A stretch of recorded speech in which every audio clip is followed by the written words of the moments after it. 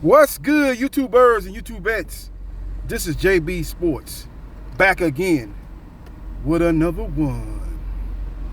Last tidbits for the NBA Finals featuring the Boston Celtics taking on the Dallas Mavericks. A couple of little key points that I think need to be brought up, and I think it's going to be a big problem for the Boston Celtics. Number one, the Celtics are a one-trick pony. They rely on the three-point shot too much. They're too heavily reliant on the three-point shot. If the three's going in, great. They're going to be tough to handle, tough to beat. They're going to win the championship if they have 4 hot shooting three-point games. They're going to win the championship. Make no mistake about it.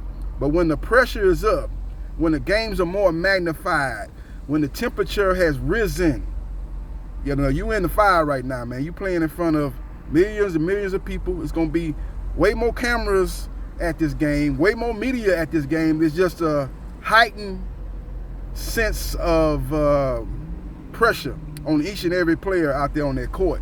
And when you're shooting them threes, man, the best three-point shooter is going to be, 40%, 45%? And we talking about the best shooters in the history of the game, and Steph Curry and Klay Thompson and Ray Allen.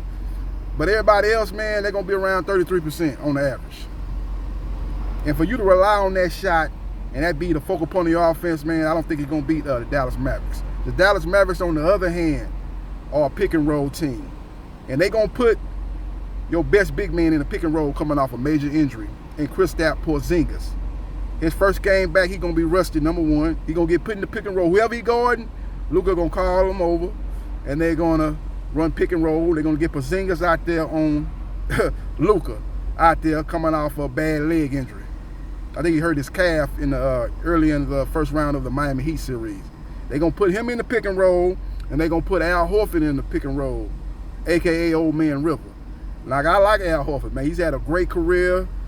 I don't think he's a Hall of Famer, but if he had the Hall of Famer very good, he would definitely be in there. Al Horford is a true professional. And he's really kind of underrated in a lot of aspects of his game, man, because he was able to make the adjustment. Because when he came in out of Florida, man, he was a guy that played in the post, block shots, and played traditional big man role. But when you see the NBA was changing, and they wanted the big man to stretch the floor and be able to shoot from three-point range or from the outside, he was able to implement that into his game. And he's a real good three-point shooter. So I got to give Al Horford a lot of credit.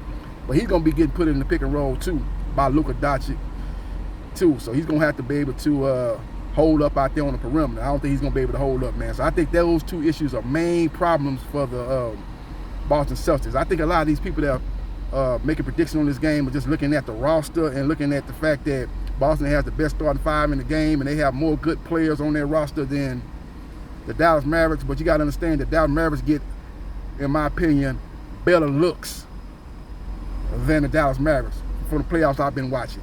And another fact is that the Boston Celtics came out of a very weak Eastern Conference, especially when you talk about the playoffs, man. Every team they played was dealing with major injuries. Only injury they had was to Porzingis, and then you had to bring in the best backup big man in the NBA to take his place in Al Horford. So it wasn't a real big drop-off from Porzingis to Al Horford, is what I'm saying. So it's going to be a very, very interesting series. Again, I like the Dallas Mavericks in 6 games. I just think they got the best player in the series. I think they run a better, more versatile offense. If Porzingis drops in the pick and roll, then Luka gonna kill him with them floaters. He's gonna kill him with the mid-range game. If he comes to support, then he's gonna throw the alley-oops to Daniel Gafford and Lively. And another thing that Joe Mazzulla gonna have to do, the head coach of the Boston Celtics, he needs to put Drew Holiday on Luka Doncic.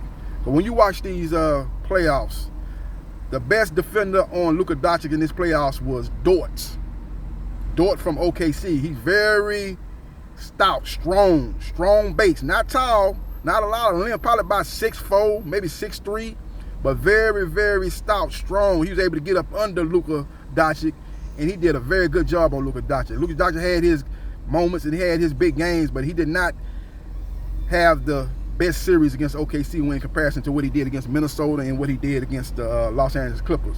He struggled much more against Dort than he did any other defender.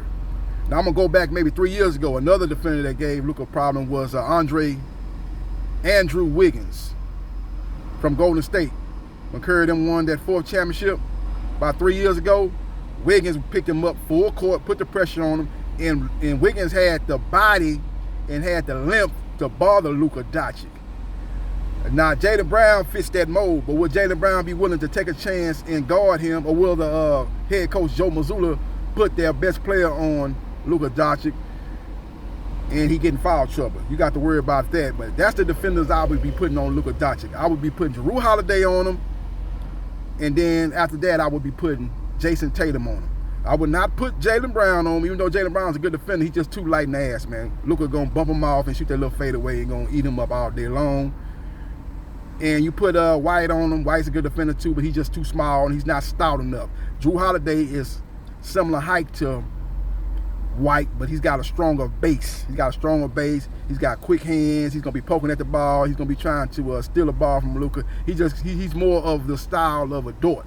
He's just a little bit more handsy than Dort, and he's a better guy as far as getting the steals than Dort is. But he's that similar body type, body frame. And Jason Tatum is a similar body type, body frame to Andrew Wiggins from Golden State. So that's some of the adjustments I think Joe Mazzulla is going to have to make going into game 1. And as far as Kyrie Irving go, the guy we put on Kyrie Irving would be Jaylen Brown. Jaylen Brown would be exclusive on Kyrie Irving. Jaylen Brown and White, they go out and Kyrie Irving, taking turns, or one do the one first quarter and third quarter, the other do second and the fourth, however they want to do it, based on the minutes that each player plays. And on Luka, it's Jrue Holiday and Jason Tatum. That's how I would do it if I'm Joe Mazzulla. So we will see what happens, and we will see what transpires. Now, as far as if you the Boston Celtics go, you got to expose Luka Doncic on defense. Make no mistake about it. You got to expose him on defense. They're going to try to hide him on defense. They're probably going to try to put him on Porzingis. That's what I think they're going to do. Remember, they had Luka Doncic on Rudy Gobert in the Minnesota Timberwolves series. They're going to probably put Luka on Porzingis. And Porzingis going to have to make him pay for that. Don't be trying to shoot them threes if you got Luka on him, man. Try to back Luka up in the paint and go after Luka, man. Y'all played together in the Dallas Mavericks several years ago. You know his game, and you try to back up Luka, which is gonna be tough, man, because Porzingis is 7'3", but he's kind of slim, and Luka is solid. He's a solid guy, man, low base, so he's gonna be able to hold his own in the post. So I don't think they're gonna be able to take advantage of the Luka Doncic on defense like other teams have done in the past. So it's going to be very, very interesting, man. But I think that's what they're going to do. I think Jason Kidd going to have Luka on Doncic. I think he's going to have Kyrie on, probably starting off on maybe Jrue Holiday. And then you're going to have Jones. I think Jones is probably going to be on Tatum. And I think Washington is going to be on Tatum. I think Jones is going to be on Jaylen Brown. I think Kyrie is going to be on Jrue. I think Luka's going to be on Porzingis. And there's somebody I'm forgetting in Dallas Mavericks starting 5. You got Luka, Kyrie, you got Jones, and you got Gafford, and you got Washington. Yeah, you're going to have, of course you put, you'll have Gafford. Yeah, Gafford is going to be a problem too, though. They're going to probably have to put Gafford on.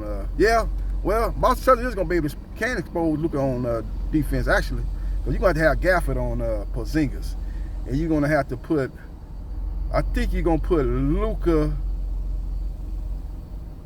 on White, Jones on Jaylen Brown, Kyrie on Jrue Holiday, and Washington on Tatum. I think that's how Jason Kidd will handle that. With all that being said, again, I like the Dallas Mavericks in 6 games. They're going to get better looks on offense. They have guys that can set up other guys. They got guys that are not only scorers, but guys that set up their role players for easy looks. Boston, on the other hand, got a lot of guys that can score and go one-on-one, man. That me turn, my turn type of basketball and relying on a three-point shot, to be the focal point of your offense, and you don't have a plan B, I think that's going to be to their detriment. And I think they're going to lose this series to the Dallas Mavericks. And another point is that the Boston Celtics are only 17-14 at home in the playoffs. throughout throughout their playoff run, man. With Jaylen Brown and Jason Tatum, they are 17-14 at home. Now they're a great road team, but they cannot rely on that in this series, man, because Dallas is a great home team and a great road team too. So it's going to be very, very interesting, man. So if they have 4 hot shooting 3-point games, they can win the series. But outside of that, man, I can't see it, man. I like the Dallas Mavericks in 6. They have a more versatile, more consistent offense, going to get better looks. Their best players are going to take over. They're going to set up their role players. Their team is more defined than Dallas Mavericks, who have a lot of guys that can go one-on-one, me turn, my turn. Sometimes it's not a good flow to the Boston Celtics offense at times, and they're too heavily reliant on the 3-point shot. So that's just my opinion. Let me know your thoughts in the comment section. Follow me on Facebook, Gerard Briscoe. Follow me on TikTok, JB Sports New Media. Follow me on Twitch at Briscoe Jai 77071. Subscribe to my channel, 2 channels, at JB Sports 3303 and at JB Sports The Man, The Myth, The Legend. And like, share, and subscribe to JB Sports, The Man, The Myth, The Legend. And I holla.